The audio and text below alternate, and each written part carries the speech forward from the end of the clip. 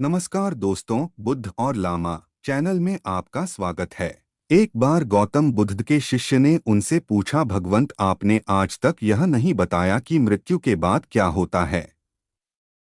तभी बुद्ध उसकी बातें सुनकर मुस्कुराए और उन्होंने शिष्य से पूछा, पहली मेरी एक बात का जवाब दो। सोचो, अगर कोई मनुष्य रास्ते से कहीं जा रहा हो और अचानक से जहर भरा तीर उसके शरीर में आकर लग जाए तो उसे पहले क्या करना चाहिए?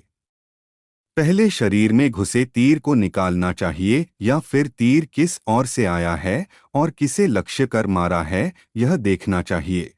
शिष्य ने कहा, पहले तो शरीर में घुसे तीर को बाहर निकालना चाहिए, नहीं तो जहर पूरे शरीर में फैल जाएगा।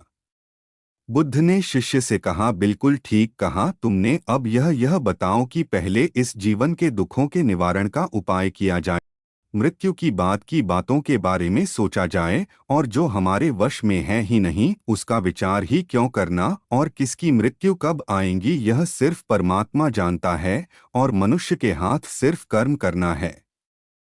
मनुष्य को उन विषयों के बारे में सोच के अपना वक्त बर्बाद करना ही नहीं चाहिए और मनुष्य को सिर्फ उन बातों के बारे में सोचना चाहिए जो वह कर सकता है। शिष्य अब समझ चुका था और उसकी जिज्ञासा अब शांत हो चुकी थी। शिक्षा, मनुष्य को उन बातों के बारे में सोचकर अपना समय नहीं बिताना चाहिए जिस पर उसका कोई जोर ही नहीं हो और हमेशा उन बातों के बारे में ही विचार करे जो अपने परेशानियों को कम कर सके।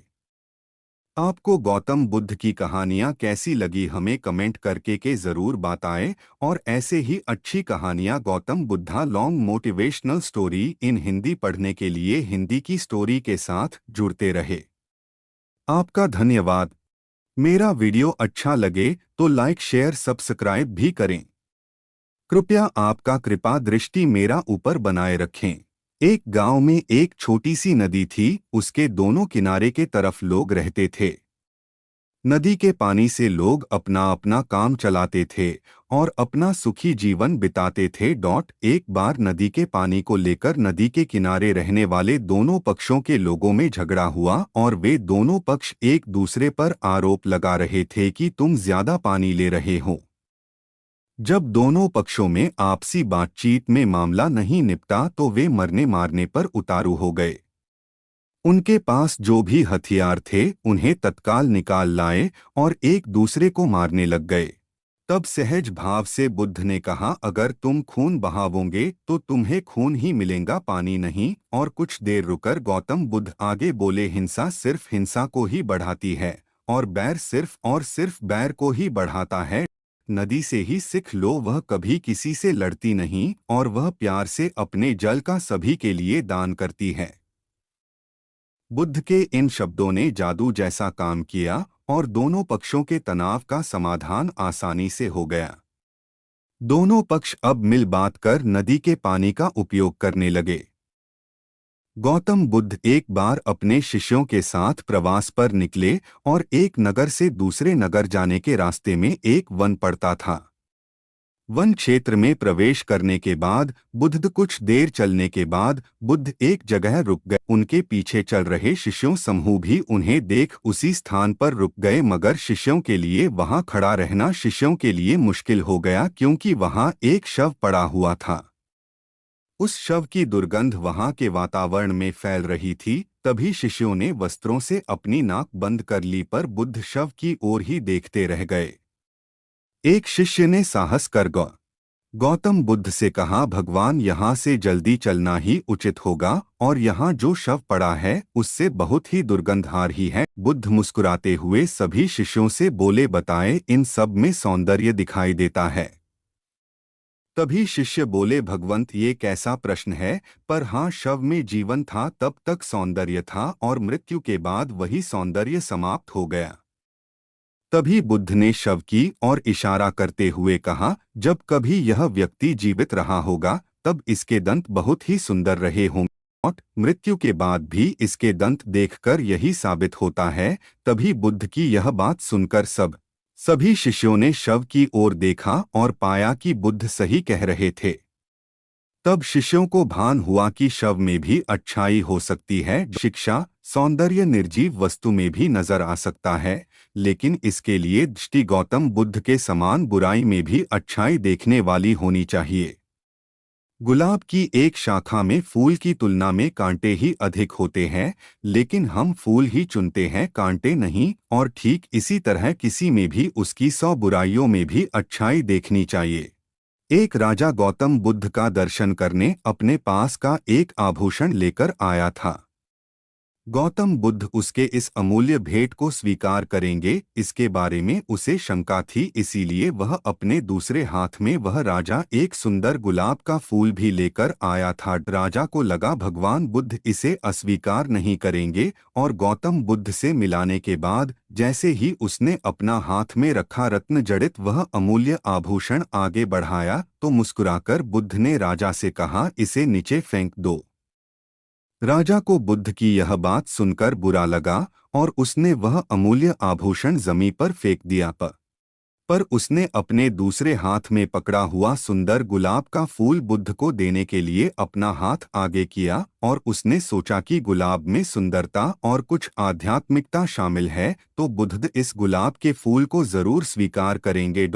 तभी बुद्ध ने राजा से कहा, इसे नीचे गिरा दो। अब राजा परेशान हुआ, वह बुद्ध को कुछ देना चाहता था, पर अब उसके पास बुद्ध को देने के लिए कुछ बचा नहीं था। तभी उसने स्वयं का ख्याल आया, और राजा ने सोचा कि वस्तु भेंट करने से अच्छा है कि मैं अपने आप को ही भेंट कर दूं। इस बात ख्याल आते ही राजा ने अपने आप को बुद्ध को भेंट करना चाहा। तभी बुद्ध ने राजा से फिर कहा, नीचे गिरा दो। गौतम बुद्ध के शिष्य भी वहां मौजूद थे, वे राजा की इस स्थिति को देखकर हंसने लगे। तभी राजा को बोध हुआ कि मैं अपने आप को समर्पित करता हूँ कहना कितना अहंकार पूर्ण है। मैं अपने को समर्पित करता हूँ यह कहने में समर्पण नहीं हो सकता, क्योंकि मैं तो बना हुआ है, और वह समर्पण कहाँ हुआ। इस बोध के साथ राजा स्वयं बुद्ध के पैरों पर गिर पड़ा। चीन के चांगचू नामक प्रदेश में एक मठ था, जहाँ के महंत काफी ज्ञानी और कर्मठ थे।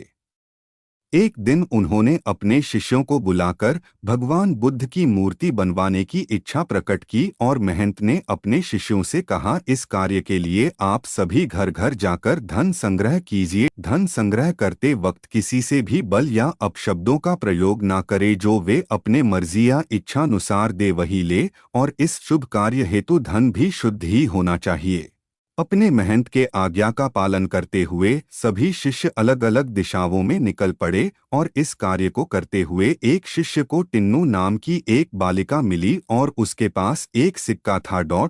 जब उसे भगवान बुद्ध के प्रतिमा की मूर्ति निर्माण के धन संग्रह के बारे में पता चला, तभी उसने श्रद्धावश अपना सिक्का दान करना चाहा, किंतु शिष्य ने उसे अति तुच्छ समझकर लेने से इनकार कर दिया। कुछ दिन बाद सभी शिष्य धनराशि लेकर मठ में एकत्रित हुए, और महंत ने मूर्ति का निर्माण आरंभ करवाया, परंतु बहुत प्रयास के बाद भी मूर्ति संपूर्ण नहीं हो पा रही थी, और हर बार कोई ना कोई कमी जरूर रह जाती थी। इस पर महंत को संदेह हुआ, और उन्होंने अपने शिष्यों से धन संग्रह के बारे में पूछा। तभी सभी शिष्यों ने बारी बारी से अपने अनुभव सुनाए। इसी तरह सामने उस बालिका टिन्नू का प्रसंग आया, तो महंत पूरी बात समझ गए। महंत ने शिष्य को उसके गलती के बारे में बताया, और शिष्य अब उस बालिका के पास गया और उससे माफी मांगते हुए उसके सिक्के को आदर पूर्वक ले लिया, और वह सिक्का लेकर मठ आया। महंत ने उस सिक्के को अन्य धातुओं के घोल के साथ मिला दिया, और सहज ही एक अति सुंदर मूर्ति का निर्माण हुआ। गौतम बुद्ध के मूर्ति की यह कहानी श्रद्धापूर्ण दान के महत्व को प्रस्थापित करती है। शिक्षा दान अल्प मात्रा में किया जाए, पर यदि वह संपूर्ण श्रद्धा भाव से किया गया तो जरूर सार्थक रूप में प्रतिफलित होता है और असीम पुण्यों का प्राप्त करता है।